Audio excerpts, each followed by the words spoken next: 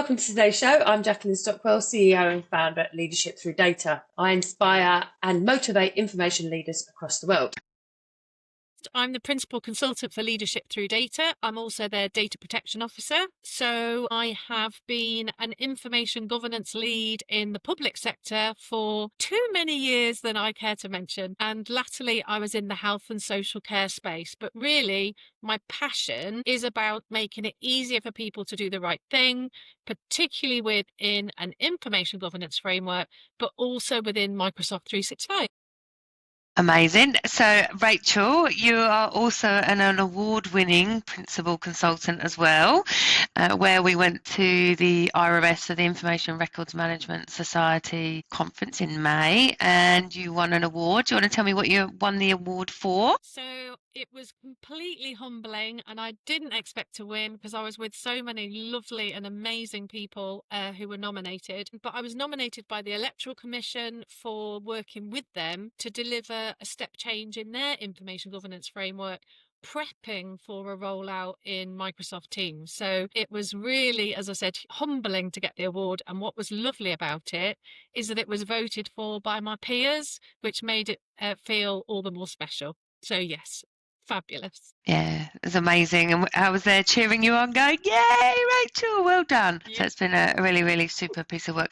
You've also won another award with us, which I believe you have in the office today with you, so you could show everybody. We do have the award in the office, and this was an award for us as principal consultants, so Business Consultancy Awards by Altaris, and myself and Andrea, who is the principal consultant with me for Leadership Through Data, and we won that award, which is also amazing to really feel like we're in the right track in terms of how we're delivering our consultancy to people, because the last thing I want to be doing, and I know Andrea wants to be doing, is giving people stuff that they don't need, because there's limited resources and people are really struggling with that balance of risk and resource. So I think that kind of tells us that we're on the right track in terms of making sure our products that we're delivering are really hitting the spot for clients, and so they're not wasting money. Beautiful, beautiful. Thank you very much for that. So I now kind of want to talk about a piece of education, right? So you delivered a session for the IRMS and a talk, and I just want you to tell me a bit more about the talk and then tell me about the statistical research that you found out whilst you were delivering that. Yeah, and sometimes it's funny, isn't it? Because we think we're never going to be surprised because we've been in this game. Well, I've been in this game a number of years. I'm a bit older than you, Jack. But we did some statistics as part of an IRMS webinar, which was an introduction to records management. So it was like a refresher of what a good records management framework should look like. And there was a fairly equal split with the attendees for those that had been in for 1 year, and these were records managers, 1 year, 1 to 5 years, and over 5 years. So that was kind of the three splits we had. Now, what was the surprising stat, though, was when asked if they'd had formal records management training, whopping 63% said no. And to me, that's saying that we are not recognising that records management is a profession, and we are not training people to do good records management. People are trying to sort of grasp the concepts almost by osmosis, by speaking to people through free webinars, whatever it might be, which are valuable, but the fundamental training is just not there. And I thought that was really surprising. And for those that had been trained, another surprising stat, for 30%, it was 1 to 5 years ago, so not too bad. But for 35% of those people, it was over 5 years ago. So people are And that's not being trained. Sorry. no, carry on. So the surprising thing about that is not only are people not being trained generally, if we are training people, there's never refresher training that's coming in, and I find that disappointing as well. Because one of the big things that I see in business, and certainly with the changes of technology and entrepreneurship, is that actually if you're not keeping up to date in innovation or products and services for customers, your business will ultimately just stop. It won't grow any further. And I think very much so within the profession, because it is it's kind of come from records management into AI to, technology. And if those people aren't getting trained between 1 and 5 years, can you imagine the amount of changes that have happened within the profession, within technology, within AI, Definitely. within that space of time? And that is concerning. Definitely. And I think as well, for me, it's about the building blocks as well, Jack, because records management underpins everything we do as an organization. And you mentioned the words AI there. It's now underpinning what's good about AI. If we don't get records management right, then actually the AI is really poor and actually exposing data it shouldn't be exposing, because our information architecture won't be right if we're not giving enough respect to records management. And we've also got that sustainability question, which is becoming more and more important. I think I saw a stat that there's 9 new data centers being built in the UK over the next 5 years. We are building data centers to store data that's probably not even required by organizations. So we're spending money we shouldn't be spending, and we're actually affecting the environment. So it just is amazing to me that we're not getting the fundamentals right in terms of records management lifecycle. Agreed. And that comes in when you talk about data centers. We're looking at nuclear power data centers, aren't we? So that has an impact. So and I find it interesting that we talk about this quite a lot. What can people do, that listeners, to reduce the amount of digital data that they have, Rach? I know it's frustrating for people because we often hear people talking about rot. Okay. Now it's the most difficult thing to do is to put data through a life cycle. I don't care what anyone says. It's not an easy job to do, and records managers don't have an easy job. We've already seen from those stats, they don't get buy-in from the grown-ups. It's not even seen as a profession. So for me, the fundamental is thinking about why we need to get rid of our information that we no longer need. So selling that point that actually we have got these drivers. Cost is always the biggest driver. Risk is always the biggest driver. So it's selling that requirement to get rid of the rot first, I think. And I know that you've got some amazing courses online about how we can better sell ourselves, like market ourselves as records managers. The other thing, though, for me is not trying to be too complicated. People try to run before they can walk and spend gazillions on fancy records management tooling that actually doesn't work. Get your information architecture right. Get your containers right that you're going to put stuff in. Thinking about M365, for example, if you've got the containers right and you can say to people, okay, human resources, put that information in that container. I don't mind what else you do in that space, but as long as your material is stored in that container, we can then put the governance around that container and make sure it's got a retention label, for example. Simple. It might not be a purist fabulous against your existing retention schedule. We might have to get like a bit of a compromise and get a digital retention schedule. So we're reducing the number of retention periods we might be applying, but that risk is better than not doing lifecycle management at all. So it's thinking simply. I think people try to overcomplicate it too quickly.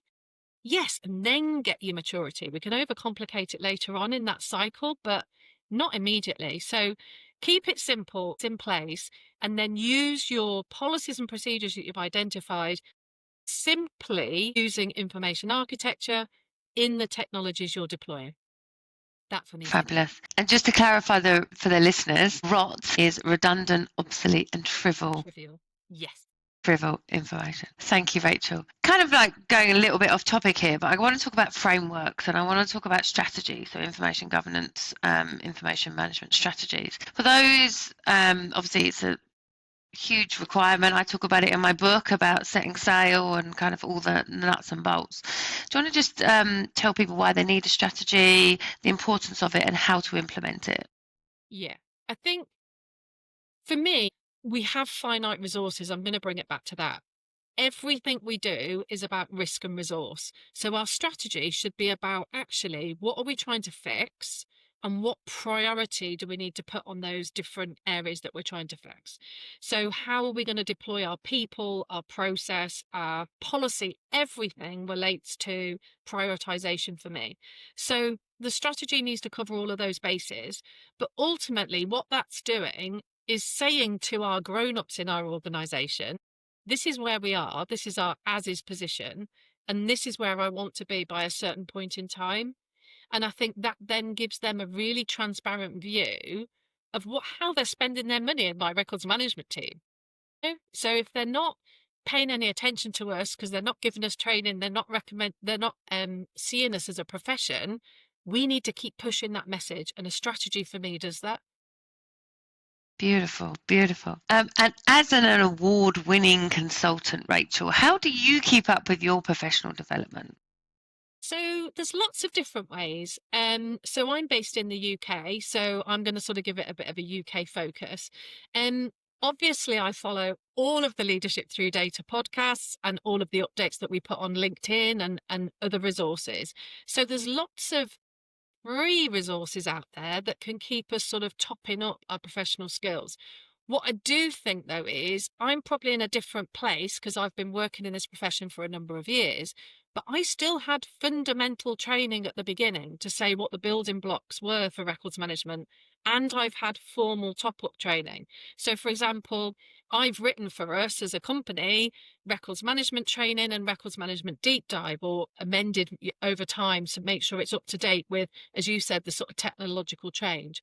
So I think courses like that are really important. The other top tip is the JISC lists. So for anyone listening, the JISC lists, you go to the JISC website and you can register on the website, and then you can follow lists that are around certain topics like records management, data protection, M365. And it's our community discussing problems and issues. So you can kind of absorb best practice from that too. So I think that's amazing. And join a professional body. RMS is who I am a member of, where I got my award. Thank you. But I think a professional body also lets you see how you are doing with your peers. So you need to understand about where you want to be in the records management profession, for example. And there are resources in IRMS where we've got a professional skills framework. So you talked about the organizational strategy, but I've also had a personal strategy. So I am here on that professional skills framework. I'm aspiring to be here on that professional skills framework. So as is and to be. And what do I then need to do as a professional to make sure I get to the level that I want to achieve? I love that. And you also do go to conferences as well, don't you? So you do some public speaking, and that's another really good way of keeping up with your professional development. And you are a good reader as well, Rach. As I understand, you do like a good book. It's kind of do like a good. So there's those other things, isn't it? It's not just sort of like training and webinars. There's a wide range of things to grow your mind. So that's brilliant. Just kind of coming towards the end of the podcast, what's the one piece of advice that you could give to a new professional wanting to come into our industry? What's the best piece of advice? That's so hard because there's so many things I want to tell them to do. Do you know what? I think making sure that they're on the right thought leading blogs, websites, sort of absorbing themselves into the culture of the profession and understanding who the key thought leaders are, like yourself, Jackie. You know, you've now authored a book and you are leading us in terms of how our training needs to pivot to match like changes in technology, etc. So for me, it's about finding the right people that speak your language in terms of that thought leadership. It's also to join a profession, and there's often some really, really good reduced rates or special sort of options that cater for new professionals, and there's awards for new professionals. It's just good to feel that buzz because quite often you're in a team of 1, 2, 3 records managers. It's nice to feel the power of the whole profession with you, and I think I would say that to a new professional. Brilliant. And there's also local information governance steering groups of mix of where I used to go in the National Health Service, where you can meet peers and have that conversations and kind of have that really support and mentoring as well. Yes. Rachel, we've talked a lot about awards, and there's a big thing in our industry around imposter syndrome, and the two don't seem to correlate with one. I'm very proud, so I put myself forward for awards or get nominated for awards because actually it's a recognition of your achievement. How do you feel about awards? When you just mentioned imposter syndrome, I got a real shiver go on my back then. I like to call it stage fright. Okay. On a lot of occasions. So I'm a trainer at Leadership Through Data, and every training course I start, I get stage fright. I get that imposter syndrome. What if they know more than me? What if there's questions I can't answer? What if, what if, what if? So it doesn't matter, I don't think, where you are in your profession, that imposter syndrome or stage fright will rear its head. But you know what I think that means? I think it means we're passionate about it. And actually we care. And if we didn't get that stage fright, then actually it's all become a bit too routine for us. So I look at it as a bit of a superpower, that it means I still care, I'm still passionate, but I get it whenever I'm doing public speaking and whenever I'm doing a training course and consultancy. Consultancy. And I use the analogy that I'm always on a stair. There'll always be someone better than me, but as long as I just keep stepping up and up, then I'm going to raise up the profile. And it is hard. Imposter syndrome is hard. It can come over as quite an anxious thing as well, can it? And you can suffer undue health. But it's kind of just making sure you're comfortably uncomfortable, I think some people say, and just kind of keep pushing that growth mindset. Rachel, it's been absolutely fantastic to have you on the show today. Thank you so much for your time. Could you please tell the listeners how they can reach out to you if they want to have any further conversations? Of course. So I am a principal consultant for Leadership Through Data. So you can email me through their website. I'm on LinkedIn, so please connect. I love a discussion about anything to do with information governance and records management, data protection, whatever it is. So yeah, they're probably the two easiest ways to reach out to me. Beautiful. Thank you so much. Cheers. Bye.